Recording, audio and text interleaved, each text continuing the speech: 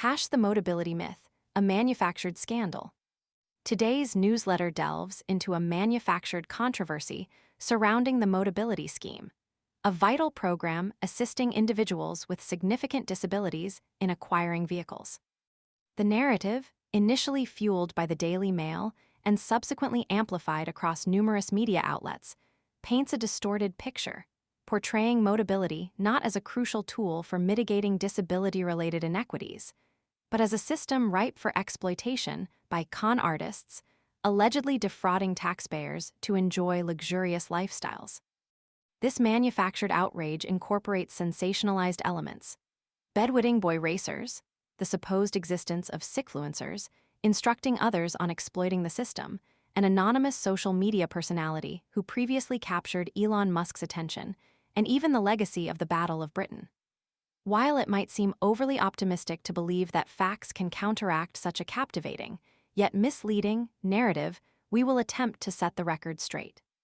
This newsletter, with insightful contributions from Dr. Mark Caro of the London School of Hygiene and Tropical Medicine's International Centre for Evidence in Disability, aims to clarify why concerns about taxpayer funds being squandered on free cars for fat people are unfounded, and to analyze how this narrative gained traction.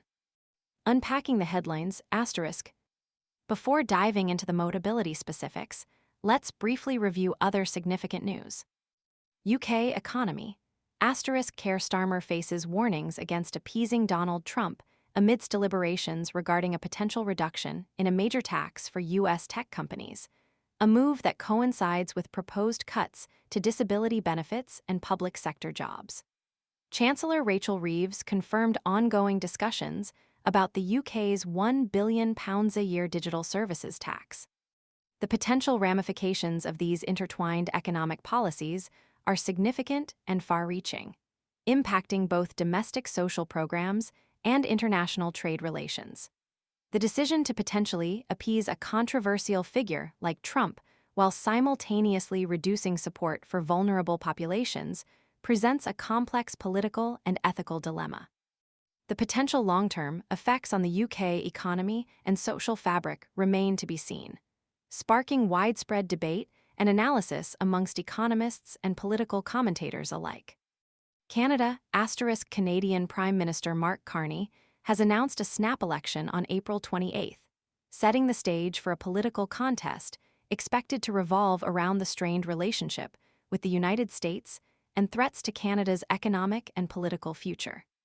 This unexpected election call comes at a time when the Liberal Party is experiencing a remarkable surge in popularity in opinion polls, placing them ahead of the Conservatives. The timing of this election, coupled with the current political climate and international relations, suggests a strategic move by Carney to capitalize on favorable polling numbers and potentially secure a stronger mandate. Gaza, asterisk. A deepening humanitarian crisis unfolds in Gaza, with malnutrition spreading rapidly as a complete Israeli blockade of supplies enters its fourth week. Palestinian officials reported a devastating death toll exceeding 50,000 from nearly 18 months of conflict. This ongoing humanitarian disaster underscores the urgent need for international intervention and highlights the devastating consequences of prolonged conflict and blockades. The scale of suffering and loss underscores the need for immediate action to alleviate the crisis and prevent further escalation. International organizations and humanitarian groups are working tirelessly to provide aid, but the scale of the crisis requires significant and sustained global support.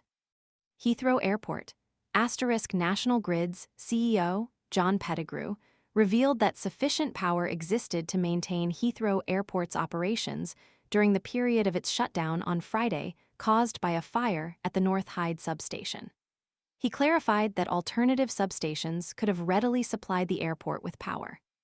This revelation raises questions about the handling of the incident and the communication surrounding the airport closure, potentially indicating a lack of preparedness or communication failures within the emergency response systems. The incident serves as a reminder of the importance of robust infrastructure and contingency planning within critical sectors. Turkey, asterisk. Istanbul's mayor, Ekrem İmamoğlu, faces formal arrest on corruption charges, leading to his pretrial detention. This arrest, occurring on the day of his presidential nomination, sparked widespread protests, with tens of thousands taking to the streets amidst heightened political tensions. The arrest is seen by many as a politically motivated move, raising concerns about the erosion of democratic norms and the fairness of the judicial system in Turkey.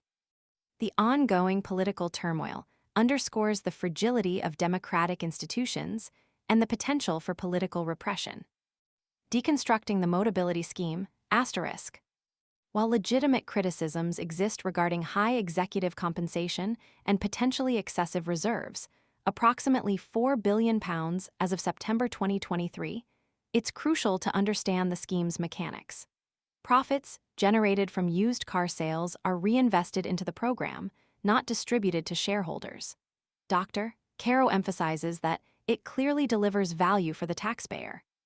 The frequent question, "Do you want a free new car?" fundamentally misrepresents the program. The Personal Independence Payment, PIP, funding allocated to Motability is money that recipients would receive regardless of their participation in the scheme. It merely offers a choice in how they utilize those funds. Concerns about the provision of premium vehicles, such as subsidized BMWs or expensive Mercedes-Benz models, are also largely misplaced. While such vehicles are available, subject to a significant upfront fee of up to £8,000, the taxpayer's financial burden remains consistent across all vehicle options. The 3-year lease duration reflects the optimal balance between maximizing resale value and providing recipients with reliable transportation. The suggestion that individuals with disabilities should only be offered limited vehicle choices is insensitive and ignores the importance of choice and personal autonomy. The portrayal of Motability users as unscrupulous individuals taking advantage of the system, including references to bedwetting boy racers or those with Munchausen syndrome, is demonstrably false and deeply offensive. These accusations rely on anecdotal evidence and unsubstantiated claims, lacking any credible statistical support. They promote harmful stereotypes and ignore the vast majority of scheme participants who genuinely rely on Motability for crucial mobility assistance. The narrative further alleges that sickfluencers are instructing individuals on how to manipulate the system. However, these often unreliable online videos featuring young men making exaggerated claims frequently lack factual basis. For instance, the case of a teenager who gained considerable online attention by claiming to have received a car through the scheme due to autism was investigated by Motability. He had actually been rejected. Yet the video amassed millions of views, demonstrating the power of misleading online content. Tracing the origin of the story, **. The recent surge in negative publicity surrounding Motability traces back to various sources. While a Bloomberg article initially highlighted the scheme's impact on the car market, the Daily Mail's subsequent reporting propelled the story into the mainstream media.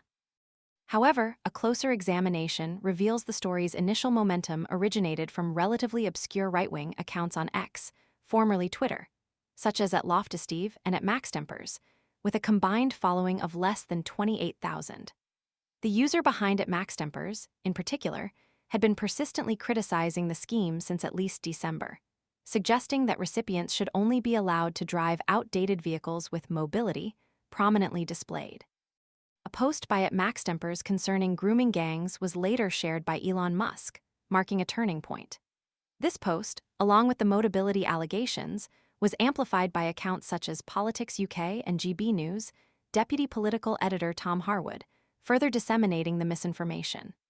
The subsequent Daily Mail article led to comments by Wes Streeting, Shadow Secretary of State for Health and Social Care, on GB News, further fueling the narrative.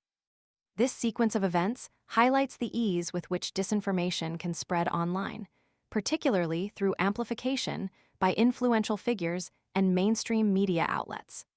The rapid dissemination of unsubstantiated claims highlights a concerning trend in media coverage, often prioritizing sensationalism over thorough fact-checking. A wider perspective, **. This section includes excerpts from other articles featured in the newsletter. Lanner Backer's book Excerpt, A fascinating look at Black British experiences outside London, challenging prevailing narratives focused solely on the capital. Amy Fleming's article on cholesterol, a practical guide to understanding cholesterol levels and dietary choices. Daniel Boffey's interview with Dominic Cummings, an exploration of Dominic Cummings's views on Whitehall's effectiveness and his potential political future. Simon Hattenstone's interview with Stephen Sacker, reflections on the cancellation of Hard Talk and the state of television news. Paul Taylor's LRB article on DeepSeek, an analysis of DeepSeek's AI model and its competitive standing. Formula One racing update, reporting on Ferrari's admission of fault and McLaren's victory in the Chinese Grand Prix. Football update, details regarding Scotland's relegation in the Nations League. Rugby union update, England's winning start to the Women's Six Nations Championship. Media coverage of political news, The diverse coverage of political events is evident across various publications. The Guardian, focuses on the warning to Keir Starmer against appeasing Donald Trump on tax issues. The Metro, highlights Starmer's ultimatum regarding pothole repairs. The Express, emphasizes the need for action regarding pensioner bill increases.